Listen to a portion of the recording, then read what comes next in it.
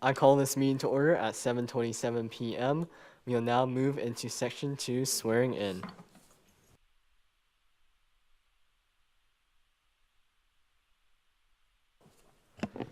For all of our senators-elect, if you are able to, please stand. Please raise your right hand. If you accept at the end, please respond with "I do." Do you hereby swear that you will faithfully serve the students of Wichita State University, act in accordance with the Constitution of the student body, fulfill all duties and responsibilities in the office in which you are about to enter, and to the best of your ability preserve, protect, and defend the Constitution of the student body of Wichita State University? I do. Congratulations.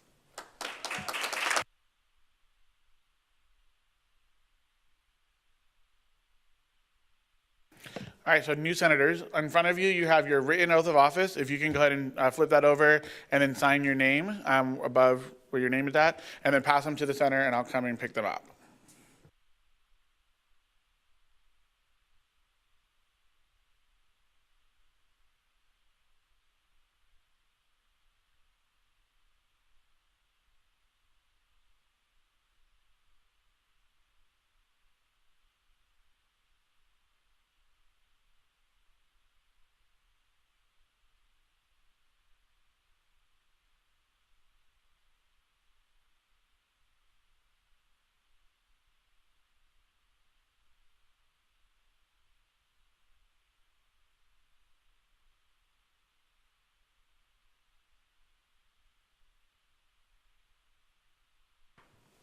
Okay, is there anyone that has not signed the document yet?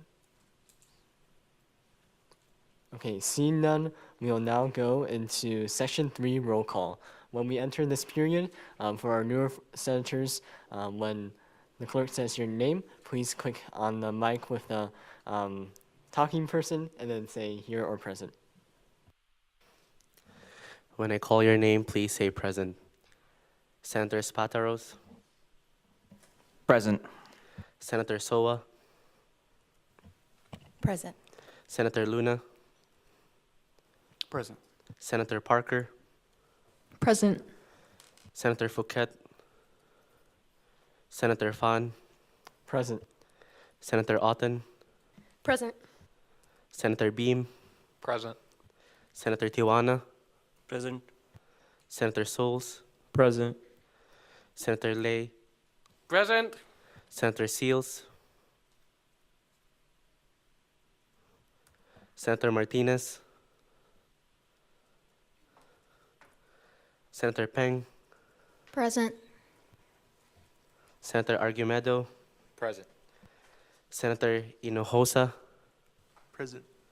Senator Thibodeau, Present. Senator Mallard, Present. Senator Owens, Present.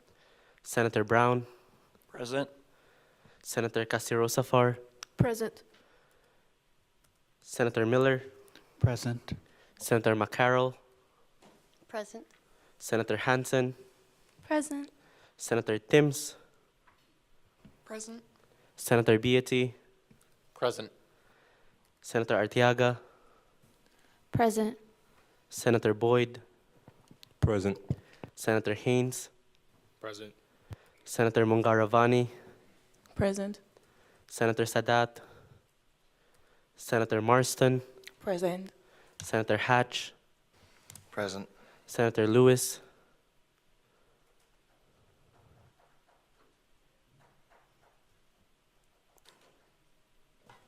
Present. and Senator Farwell. Present. Did I miss any of the senators? Okay. With 30 present, 3 absent, 1 excused, we have a simple majority of 15 and a 2/3 majority of 20. Thank you. We will now go into Section 3 roll call. Section 4 messages from the student body president. There is none. We will now move into Section 5 3-minute floor speeches. In lieu of senators using public forum as a mechanism to address the Senate, a senator may seek recognition to give a speech on a subject of their choice, not exceeding 3 minutes in duration.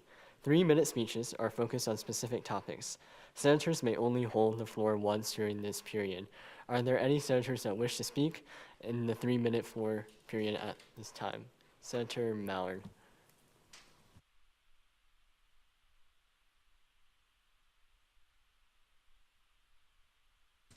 Just another quick update with the market that I want to give to you guys. We are working on sending out the registration for people to table at the market, as well as we are working on creating a form for volunteers so that we can have people volunteer at the market. So if you are wanting to get your volunteer hours and also potentially either table for SGA or just help around with that market, just let me know afterwards. But we'll also be sending out a survey in the SGA chat, as well as if you just know anyone else who needs some hours, we can also see if they want help with it. Yeah, that's it. Thank you.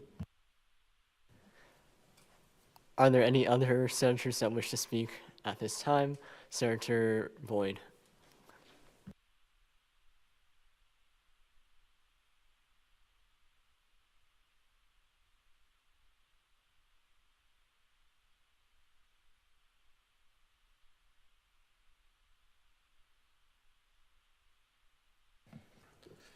Good evening, everyone. Today I'm coming to you not as a military and veteran senator, but as a military student.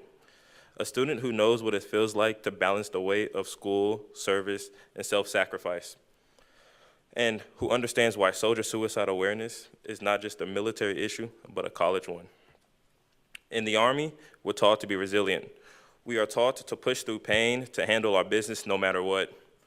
But what we don't talk about, though, are the quiet battles, the ones that are fought when the uniform comes off, when the classroom field gets overwhelming, or when we start to feel like we're carrying it all alone.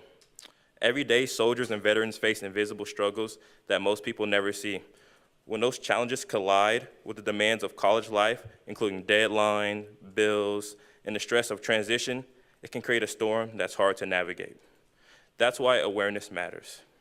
It reminds us that behind every rank, every title, and every GPA, there's a human being who still needs support.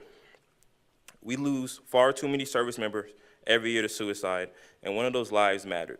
They were leaders, brothers, sisters, sons, and daughters who still had so much to give.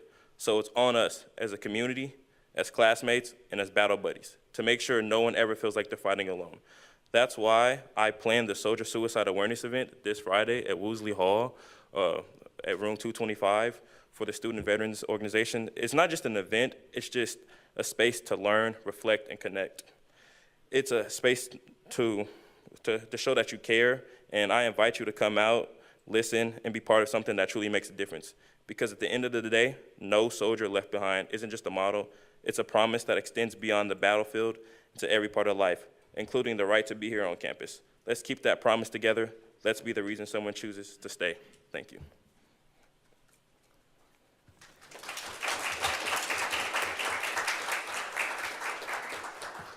Are you standing for any questions? Are there any questions for Senator Boyd? Senator Mallard? I may have missed it, but did you say the time, or can you say that again? It's at 5 p.m. at Woosley Hall, room 225. Are there any further questions for Senator Boyd? Senator Lee?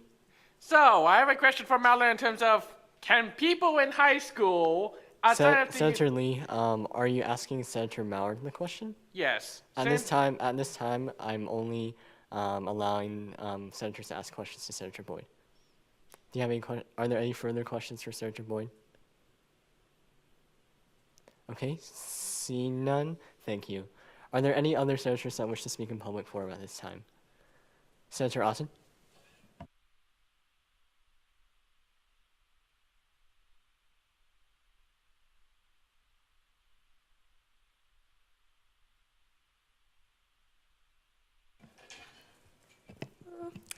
Good evening, Senators. I just wanted to take a quick moment to urge you and your constituents to take some time for themselves over this semester. This time period of the semester, with all of the deadlines and midterms, can be overwhelming. I know we have a lot going on, but remember that this is just part of the journey, not the whole story. As many of you know, we have many on-campus resources that can help you during these times of need, but just to list a few, we have counseling and psychological services, care team, our student health services, success coaches, and a whole bunch of tutoring with the Shocker Success Center to help you for any classroom needs as well. These services are here to remind you that you don't have to face the stress and burnout alone, but at the same time, I want to encourage you to make space for the little things in life, something that brings you joy and energy. Go on a walk between your classes, share a meal with a friend, attend a student event, like some of our senators have mentioned, but just do something to make 5 minutes for yourself to breathe a little easier, a little deeper, and to reset. Those small acts of self-care are often the biggest difference, especially when things feel like that they're piling up. Midterms are tough, but they are also a reminder of how much progress that we've already made this semester. Think back to the beginning, the goals you set, the work you've put in, the challenges, the late nights, the early mornings, but all of those steps have brought you a little bit closer to the finish line. I know we're only halfway through, but we are capable than much more than we realize. So even in these stressful weeks and the midterm season, you are still moving forward. I want to leave you with this thought. Success in college isn't about being perfect. It's about showing up, doing your best, and learning along the way. Take care of yourselves, lean on the people around you, and remember that we are in this together. Let's finish strong, not just through midterms, but through this entire semester. We've got this together. So, thank you.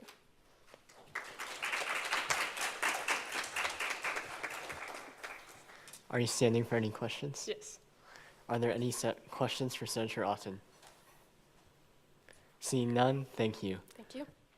Are there any other senators that wish to speak at this time? Okay, seeing none, we will now move into Section 6, Public Forum. Public Forum provides a chance for individuals to have the privilege of speaking before the Senate, limited to 3 minutes only. This is a time for the Senate to listen to what the community has to say, and to that we offer our undivided respect and attention. I would like to remind everyone that, although we allow the speakers the privilege to use this platform, the opinions of the speakers do not reflect the opinions of the association. We'll first go to Adriana Owens.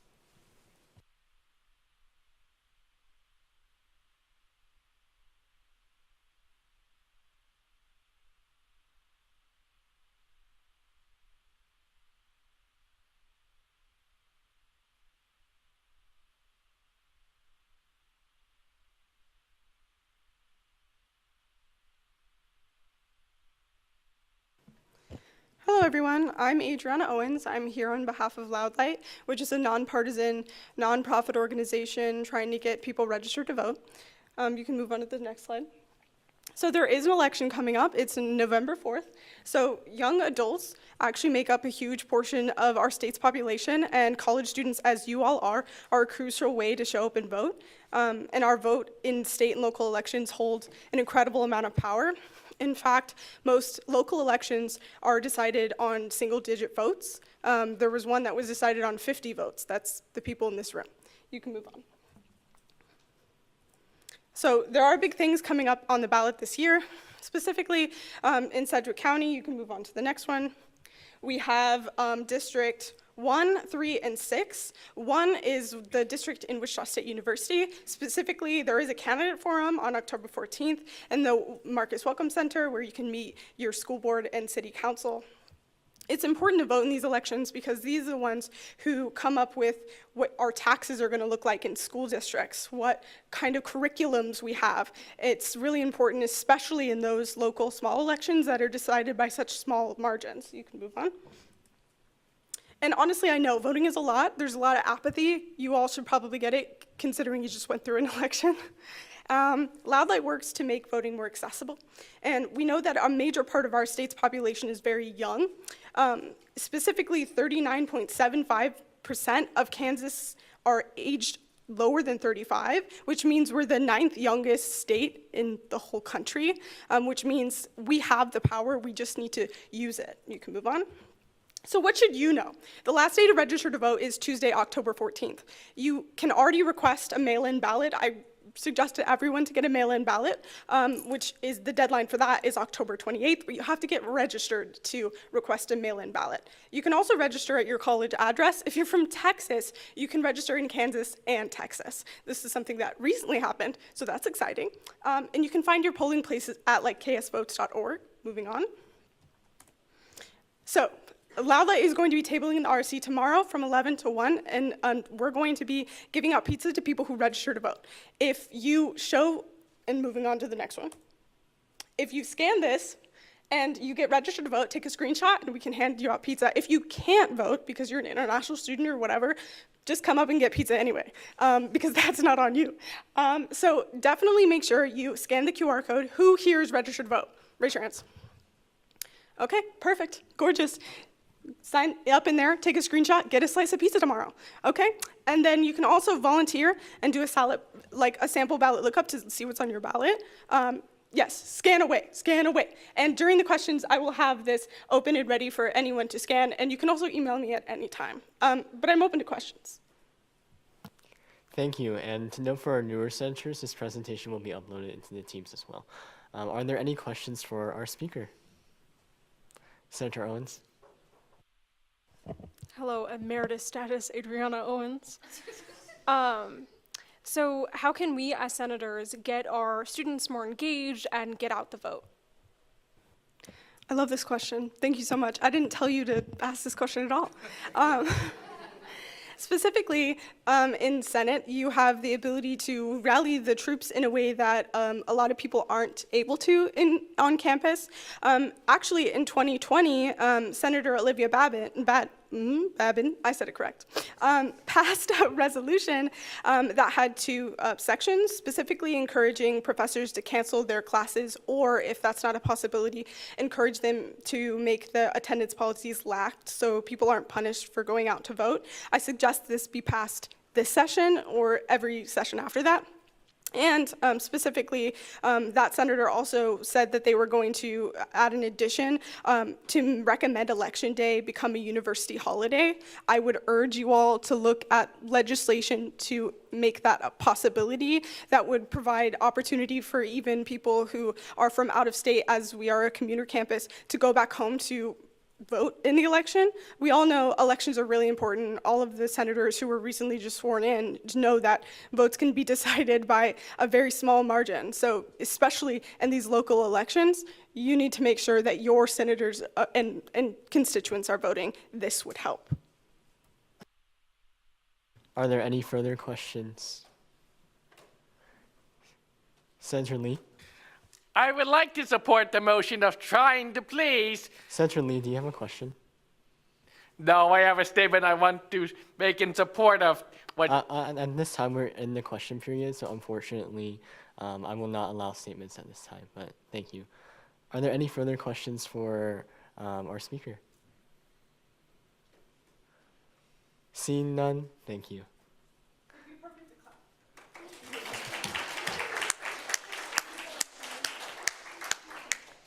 Are there any other individuals who wish to speak in public forum at this time?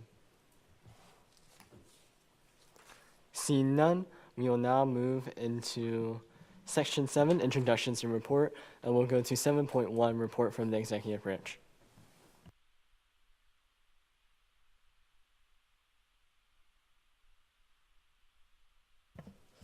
Hi, everyone.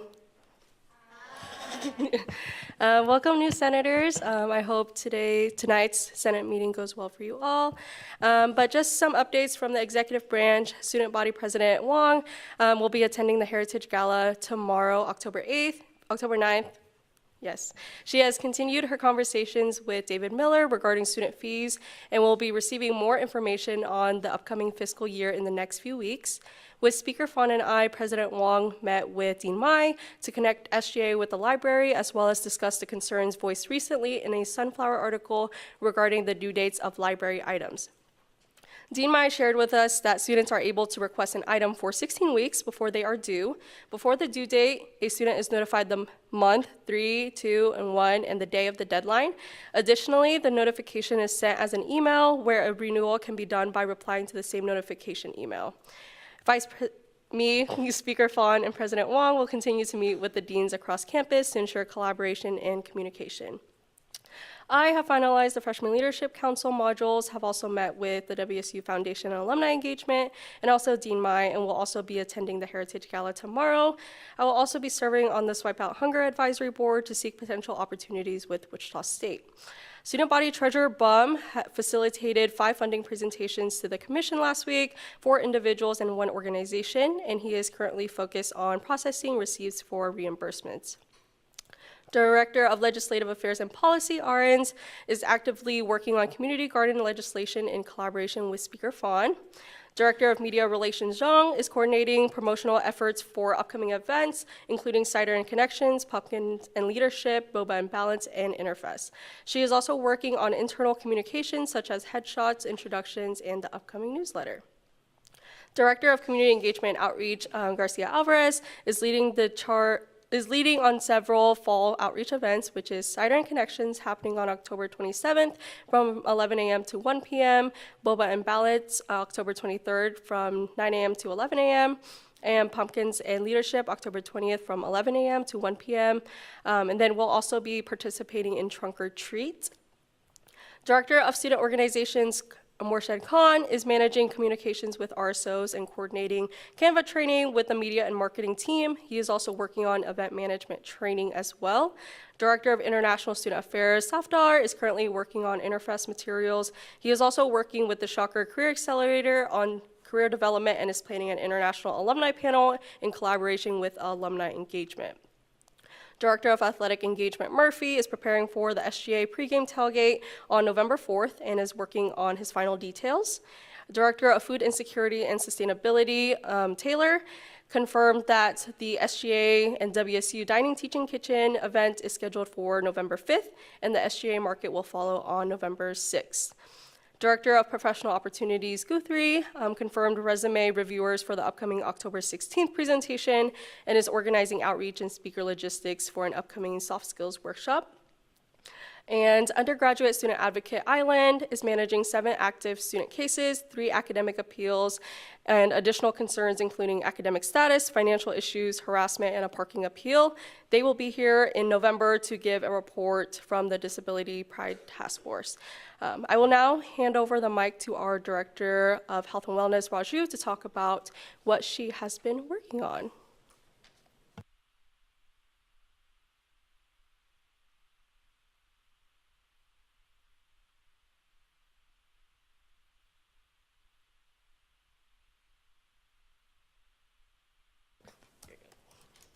Hi, everyone. My name is Anushka Raju, and I serve as the Director of Health and Wellness for the 68th session. I just wanted to provide you all with a little update from the psychology clinic regarding the ADHD, Autism, and Learning Disability Testing Fund. Student Government Association could fund 10 students for the academic year, and as of this afternoon, 3 students have completed appointments with reports in progress, 3 students are scheduled for assessment, and 4 students are currently on the wait list, which leaves no more open spots for the rest of the year.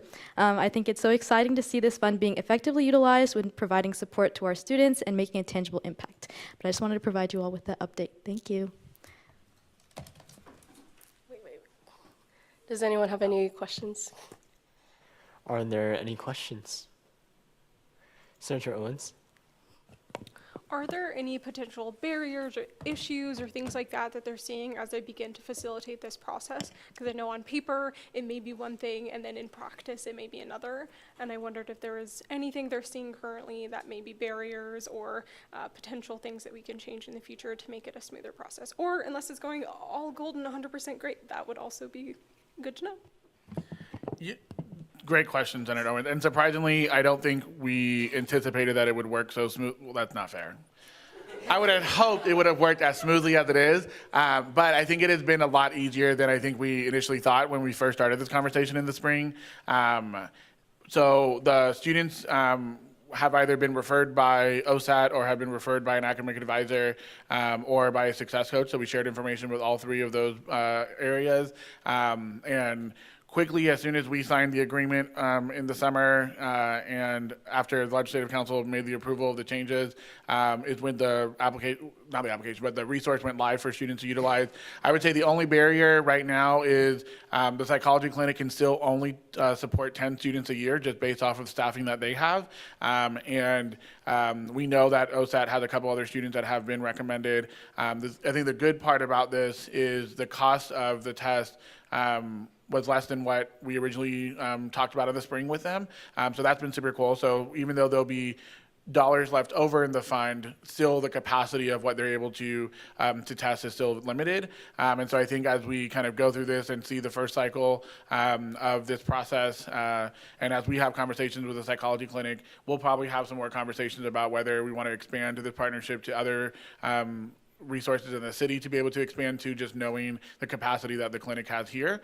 But to your original question, I think it has gone much more I think the anticipation of kind of the nervousness of kind of the details we worked out. I think I was a little nervous to figure out, okay, how is this all going to logistically function? But they've been really great partners to work with. We're really grateful for the work that they've done, and just the recommendation, or the not recommendation, but the I don't know the word I want to use, but the success coaches, academic advisors, and OSAT kind of making sure that student referrals, thank you. The referral process of it, I think, has worked very, very well. And we're, again, super grateful for the psychology clinic for their work. But we'll probably be having some conversations later on this semester as we get a report back from the clinic to maybe talk about if we want to look at expanding to other places in the city to be able to continue with the testing, knowing that we only have the capacity for 10. Are there any further questions? Senator Owens. Do you know that new dollar amount? Because I know it was 800, how we predicted, but what are we looking at now? Yeah, great question. I think we had originally estimated that it would cost us $1,000 per student, just based off of their timing and where they are. But they actually, I'm not sure who in SJ had this conversation with them, but they actually got it down to 800 for the test. So they did give us, because they normally would charge a person $1,000 to do the test. So $200 savings, I know it doesn't seem like a lot, but it is a good chunk of change. So it went down to 800. And again, I don't actually remember who had the conversation with the clinic about it. I would imagine it was Rosiah who talked about it, who got it down to 800. But it's $800 per student that they will bill us for. Are there any further questions for Advisor Fonseca or the executive branch? Okay, seeing none, thank you.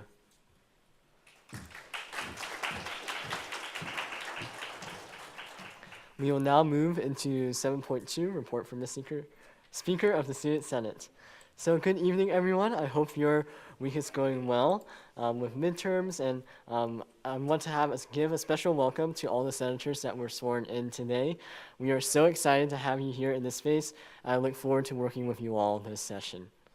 For new senators, I had my onboarding meeting with them from 5:30 p.m. to 7 o'clock p.m., where I did a whole onboarding presentation about SGA.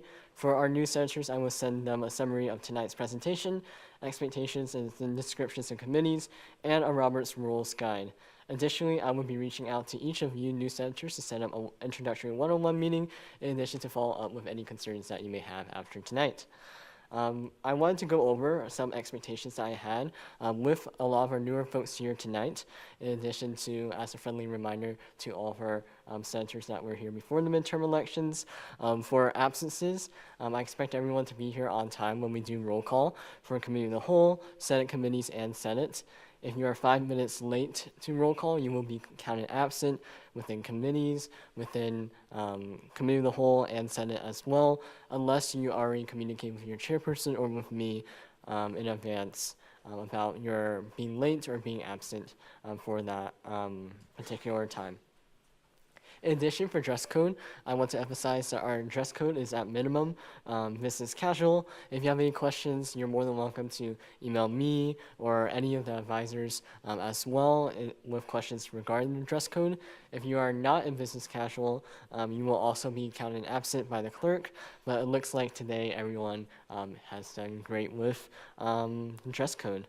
To clarify for when we have our Senate meeting today, if you have questions during the question period or you'd like to speak during the debate period, please raise your hand and I'll call on you in the order that I can see or at least remember that you all raise your hands.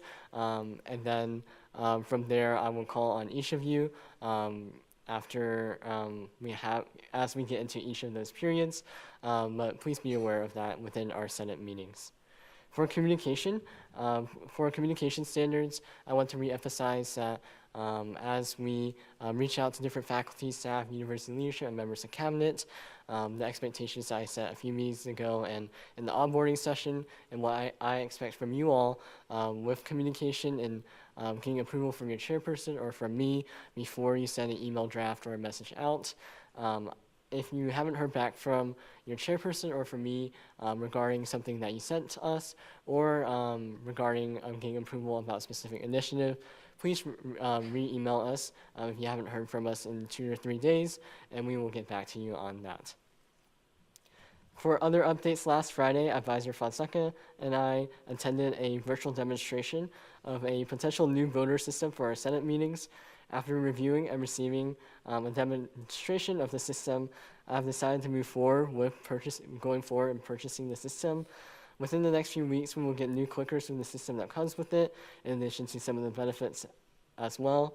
Additionally, last Friday, President Wong and I certified the official election results for our midterm elections, and the senators that did receive a seat are here today.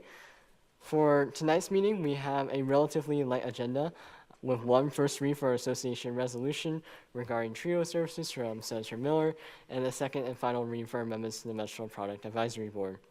Additionally, before we go into the consent agenda, after the report from the central office, I will motion to add a Senate bill to the consent agenda that will appoint the midterm senators to their Senate committees. And if you wish to view that legislation, it is in the SJ Teams. As always, if you have any questions, thoughts, or concerns, feel free to reach out to me at sj.speaker@wichita.edu or reach out to me via GroupMe. Additionally, if my door in my office is open, you are more than welcome to stop by, ask a question, say hi, ask a question, or ask any questions about how Senate works overall. I would say I'm relatively open tomorrow on Thursday, so if you have anything, you're more than welcome to stop by. But that's all I have for my report today. I will stand for any questions if anyone has any. Are there any questions? Okay, seeing none, we'll now go to the report from Academic Affairs Chairperson Kasir Safar.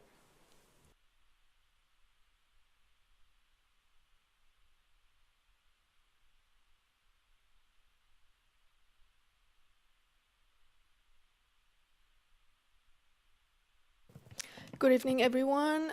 For those of you who don't know me, my name is Nazanin, and I'm serving as the Academic Affairs Chairperson.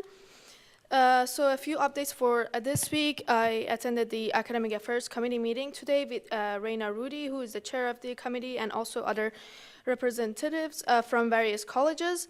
The committee reviewed several programs updates, mainly related to communication, journalism, and media production area. The main adjustment involved course numbering. The communication course, COM 622, was replaced by COM 422. They also talked about whether special topic or letter-coded courses count as an elective, and they confirmed that they can as long as they meet the standards. Finally, the meeting concluded with plans for the chair to follow up on a few system clarification and schedule the next session once new items are available. Thank you. Thank you. Are there any questions for Chairperson Kasir so far? Seeing none, thank you. We will now go to the report from Diversity, Empowerment, and Inclusion Chairperson Peng.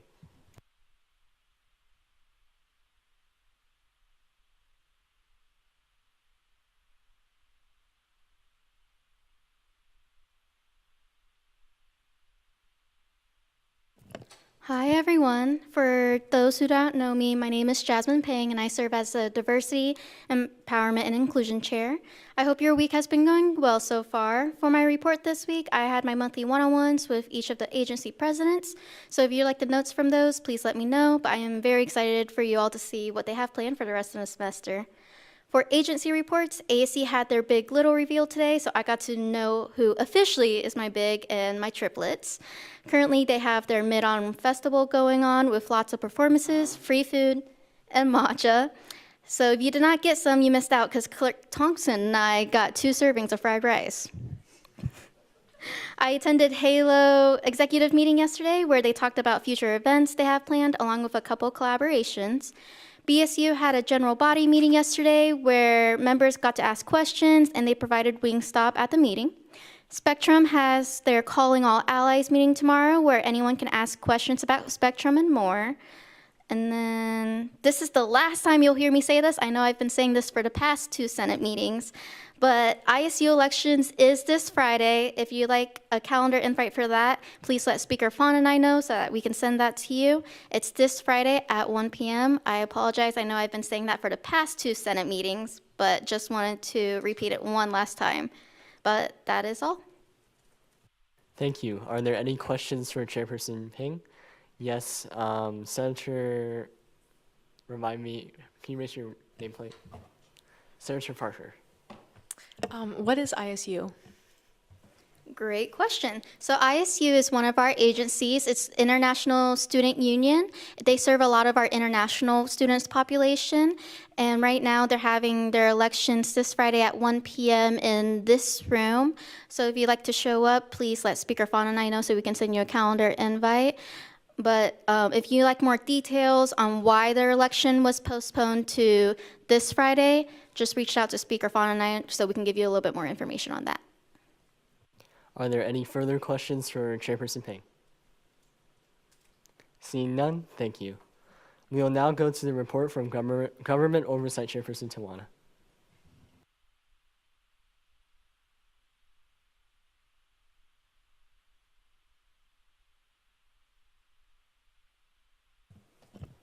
Good evening, everyone. For those of you who don't know me, my name is Abdullah Tewana, and I serve as the Government Oversight Chairperson. For this week's report, I have been working with Chairperson Henson on reviewing the bylaws for Graduate Student Council. I got an email from them, and they plan on meeting with us on Friday around 3:30 p.m. to finalize the bylaws. So I'll be meeting with Graduate Student Council President and their advisor on Friday to finalize that. As Chairperson Peng already mentioned, I'll be going to ISU's election on Friday, which will be held in this room. If you guys need a calendar invite, let any one of us know. As far as for Government Oversight Committee is concerned, we approved the Senate Bill 68117 amendments to Standing Committee for the Senate. We approved it with simple majority, so you'll be hearing from that for the second reading next week. Other than that, we have also finalized the draft for the freshman amendment legislation, which we've been working on, and it should be ready for Senate by next week. So if you guys have any questions, I'll stand in for questions. Thank you. Are there any questions for Chairperson Tawana? Seeing none, thank you. We will now go to the report from Student Services Chairperson Hanson.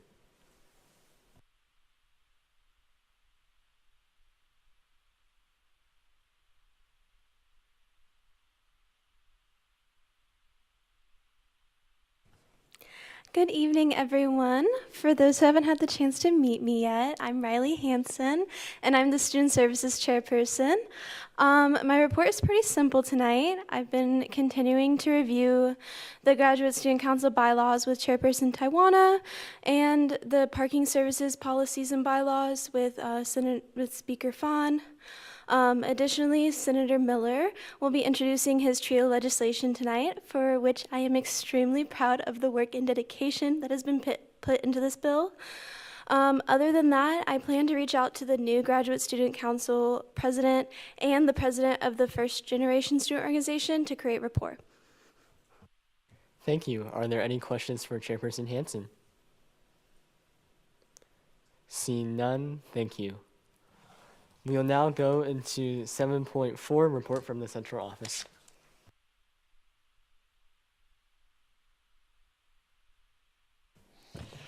Good evening, everybody. Wonderful. All right, first, congratulations and welcome to our new senators. I look forward to supporting you all during your year of service. Had some clarification earlier about the charge around the $800 around with the psychology clinic. It was actually Senator Adriana Owens who helped do that, so thank you. Shout out to you. Fall break is next week, so please make sure you're taking the time to get some rest and recharge. The student government office will be closed on Monday and Tuesday, and the Shocker Sport locker will be open for regular hours with the exception of Monday when the locker will close at 2. A quick update on the legal services program. A first draft of the position description was created. We are consulting right now with our alumni partner to ensure that the position description will actually work. The Student Hardship Fund Board has been meeting to review hardship fund applications and are constantly reviewing those as they come in. The Radigan Student Center Board of Directors recently met last week to accept the results of the annual audit. I'm happy to share that the audit was done and completed with no issues. Major conversation was around textbooks and textbooks in the Shocker store. We'll have more information about that at the next meeting when the board meets later on this year. Student fee training for the Finance Commission will begin after fall break, and as mentioned during the executive report, we'll soon be getting reports on where we are projection-wise for student fees for this year as we review the shortfall and now with new numbers that have come in regarding enrollment. And then finally, notification to the Student Senate regarding the election results is required by the election code. On Wednesday, October 1st, the central office emailed all eligible winners, eligible write-in candidates regarding the election to the Senate. Some accepted and some did not. On Friday, October 3rd, the Election Certification Board formally certified the election results and authorized the transition period for senators to take their seats. Of the 51 seats in the Senate, 36 are now filled with 15 remaining. And then under the provisions of the Constitution, the Speaker of the Senate is now empowered to appoint any remaining seats to the Student Senate pending confirmation of the Senate. And then additionally, notification has been submitted to the central office from the clerk regarding the attendance violation of Senator Sheik. Under the provisions of the membership requirements, the senator has been removed from the office due to excessive absences. Therefore, the new total number of senators is now 35 with 16 vacant. And that is my report. Thank you. Are there any questions for the central office? Okay, seeing none, thank you. Before we move into section 8, the consent agenda, I will make a motion. So I move to add SB-6H-00118, appointing midterm senators to serve on the standing committees of the Student Senate to the consent agenda. Is there a second for this motion? Seconded by Senator Haynes. This motion requires simple majority to add it to the consent agenda. So I'll speak on it a little bit. For this motion, it would add all the midterm senators to their committees, and the selections that I made for it was all based on all the senators' first choice in the form that they filled out. Is there anyone else that wishes to speak on this motion? Okay, seeing none, we'll now go into the voting period to add this SB-68-118 to the consent agenda. When I call your name, please say yes or no for the vote. Senator Spataros. Yes. Senator Soa. Yes. Senator Luna. Yes. Senator Parker. Yes. Senator Fan. Yes. Senator Otten. Yes. Senator Beam. Yes. Senator Tijuana. Yes. Senator Souls. Yes. Senator Lay.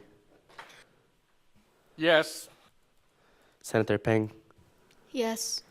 Senator Argumedo. Yes. Senator Hinojosa. Yes. Senator Thibodeau. Yes. Senator Mallard. Yes. Senator Owens. Yes. Senator Brown. Yes. Senator Casirosafar. Yes. Senator Miller. Yes. Senator McCarroll. Yes. Senator Hansen. Yes. Senator Timms. Yes.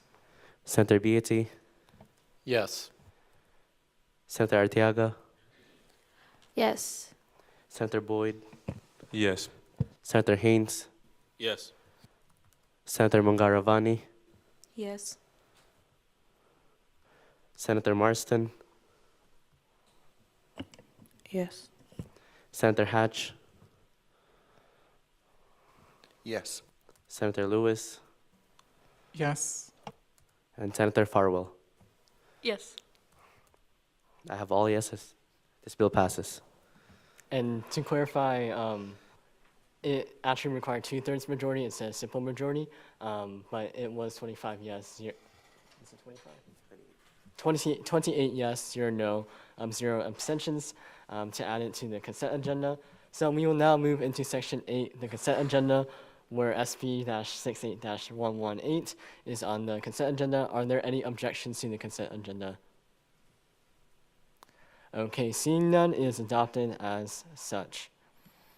We will now move into section 9, pending business, but before we move into 9.1, I will hand the chair over to President Nguyen. The clerk may read. ACON requests to approve SB-68-115, amendments to the Menstrual Product Advisory Board. Is the author here and wish to speak?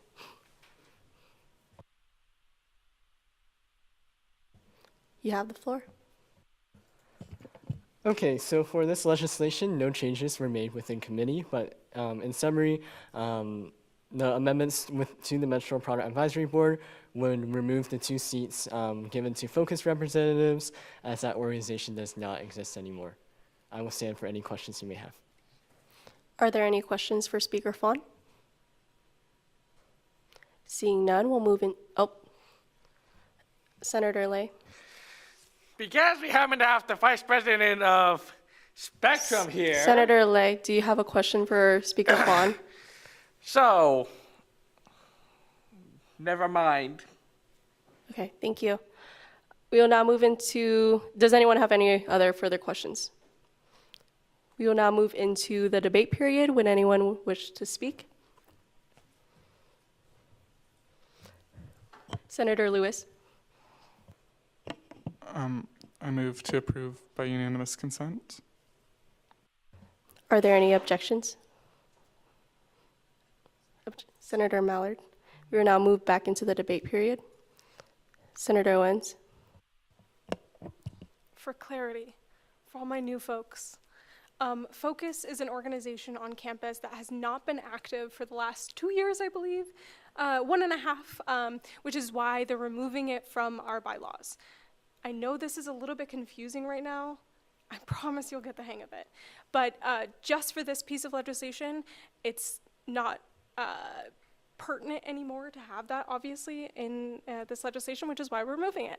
So I just want to make sure you all have that information before you can conscionably vote on the item tonight and feel confident in any yes or no vote you go either way. So yeah, that's the context. I will be voting yes in favor for this, and I encourage you all to as well. Senator Mallard. Yeah, just for clarity, it hasn't existed for 1.5 years, as was stated, and I do think you guys should vote yes, but the reason why I denied or objected is because I am a previous exec, so I just believe that I need to abstain from this vote. So. Would anyone else like to speak in debate? Seeing none, we'll move into the voting period.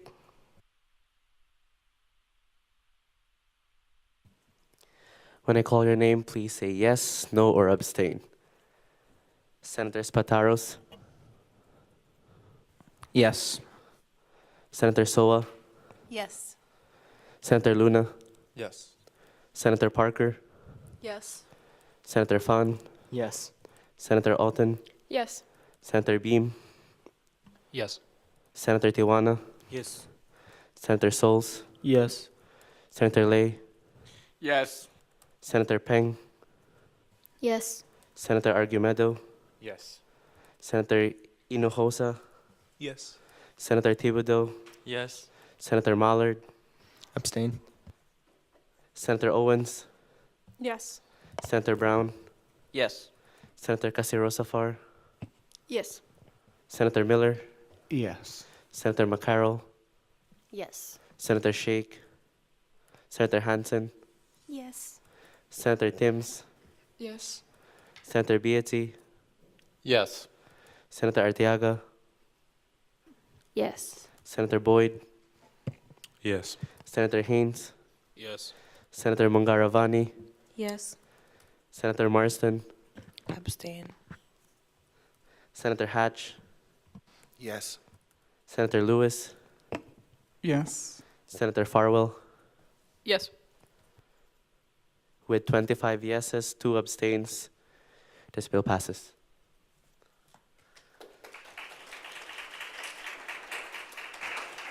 Before we go into section 10, I will hand the chair back over to Speaker Fawn. Thank you. We'll now move into section 10, new business. And before we move to 10.1, this is for the first read for the legislation. So as we discussed a little bit earlier, that means the author will speak on the legislation, and then from there you can ask questions, and then it'll be referred to a committee. But with that, we'll go into 10.1. Act on request to approve AR-68-002, an association resolution to encourage the university to stand with the TRIO program. Is the author here ready to speak?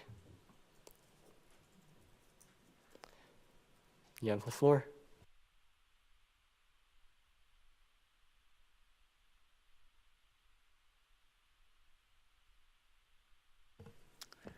Okay, so for everybody new here, my name is Braden Miller. I'm Senator Miller. I began drafting this resolution because I'm intimately familiar with the TRIO programs, and not very long ago, the TRIO programs were actually in a very dangerous spot where they had not received what was called their grant award notification. And if they had not received their grant award notification, that meant that the programs would eventually go on furlough, meaning that students who are members of those programs would not be able to receive services from them. So I just thought I'd give you that context before I jump into my spiel. Okay. Hello, everybody. In 1968, the TRIO programs were established to address cultural and social barriers in higher education. Since then, the TRIO programs have supported 850,000 students nationally, over 3,000 of which are estimated to be students here at Wichita State University and the broader Wichita Public Schools. I was one of those students, a first-generation low-income student who didn't know if he would even be able to afford to go to college. In high school, as I was preparing to enter into higher education, I spent every lunch in my high school's career preparation center and college preparation center, where I spent the lunch with our TRIO representative, Emily Roetz Estevez, who was able to provide me a lot of information and education on what it would take for me to get into higher education.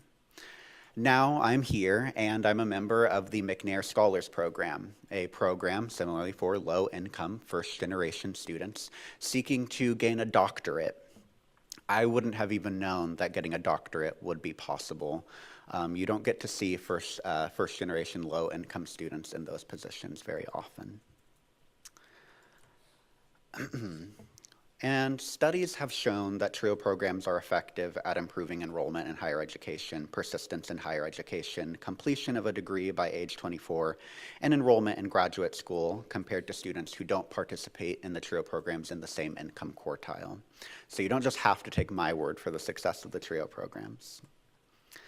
But it was not long ago from now that the TRIO programs at Wichita State University were facing the imminent threat of furlough, which would mean that students like myself would no longer receive the support of the programs which they so desperately need.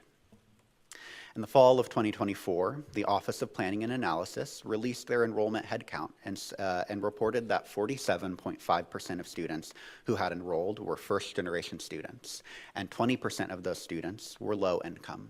Those are the very students that the TRIO programs support. First-generation and low-income students have historically been at risk of depression, stress, and anxiety due to obstacles they must overcome in pursuit of a higher education.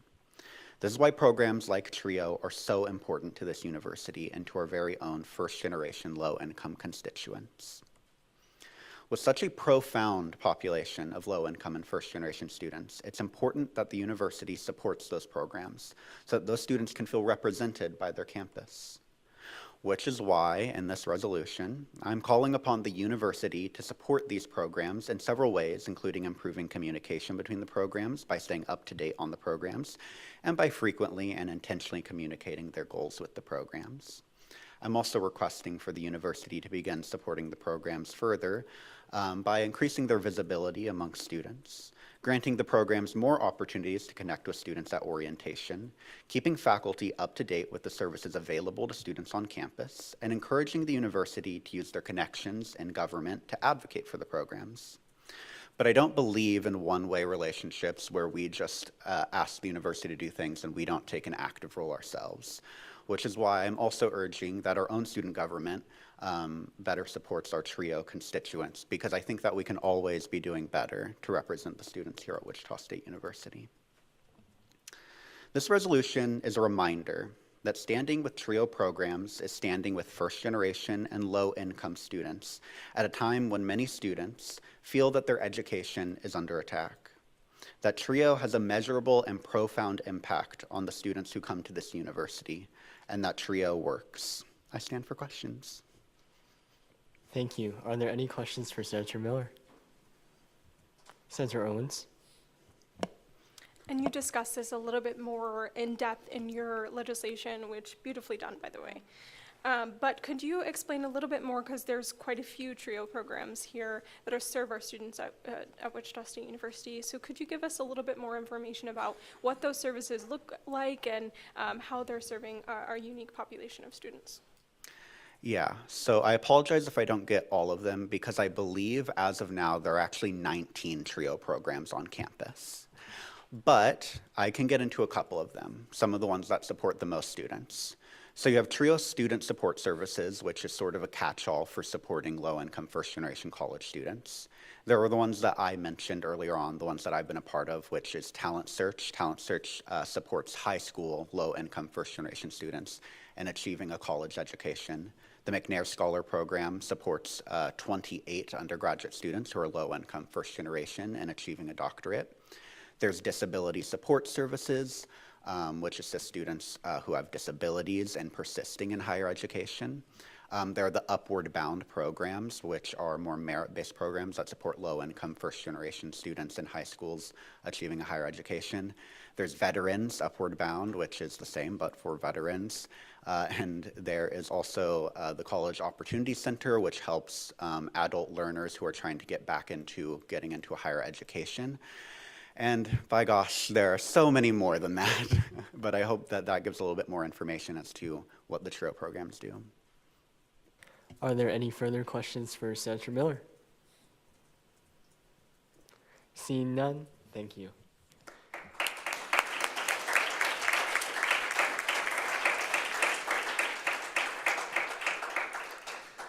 This legislation has been referred to the Diversity, Empowerment, and Inclusion Committee.